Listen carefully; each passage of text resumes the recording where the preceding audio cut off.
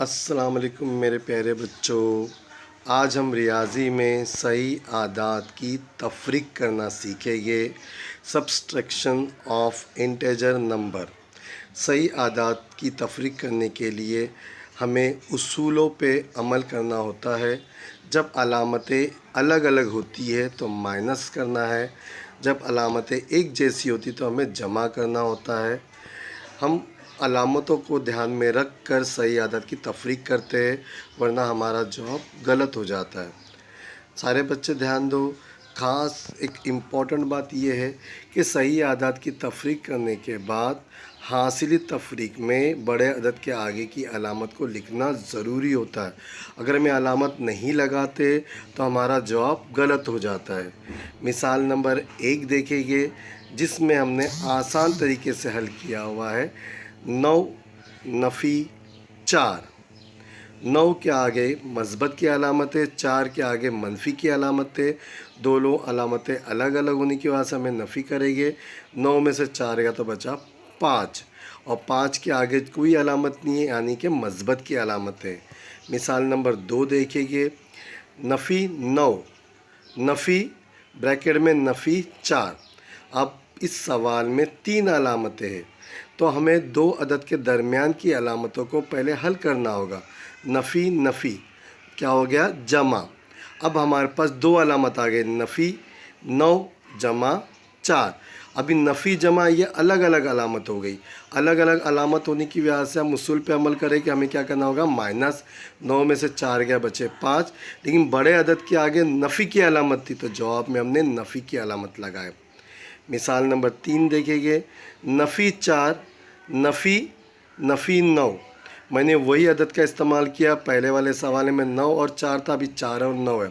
اب واپس سے 3 علامتیں ہو گئی تو درمیان کی علامتیں نفی نفی کیا بن گئی؟ جمع بن گئی۔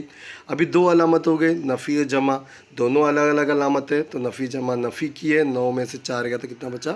5۔ بڑے عدد کی علامت لگائے ہم نے۔ چوتھا سوال ہے، جمع 9 نفی جمع 4۔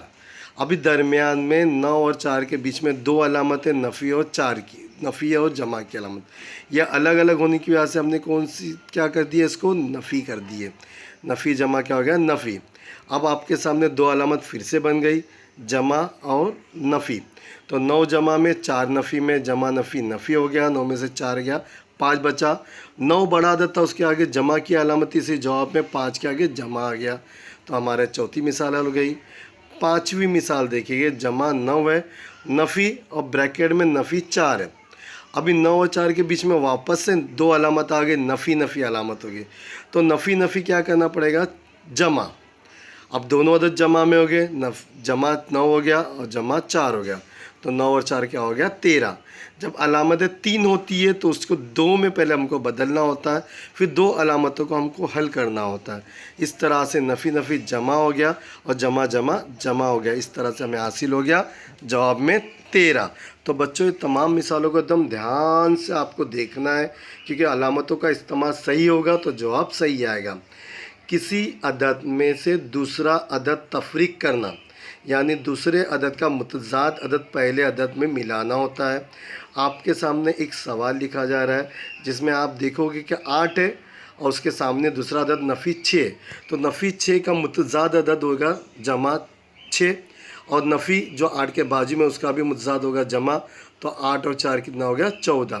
یہ ایک آسان مثال ہے، لیکن متضاد عدد کو سمجھنے کے لیے آسان ہو جائے گا آپ کو۔ اب بچوں آپ کو گھر کام کے لیے ٹوٹل آپ کو 10 سوال دیے گئے جو نفی کرنا ہے سب کو، لیکن علامتیں کہاں 2 ہے تو کہاں 3 ہے، تو ان علامتوں کا دھیان رکھ کے حل کرنا ہے۔ اس ویڈیو کو بچوں لائک بھی کرو، سبسکرائب بھی کرو، سوالات حل کرو، اور 2-3 مرتبہ ضرور ویڈیو کو دیکھو تو سمجھو گے۔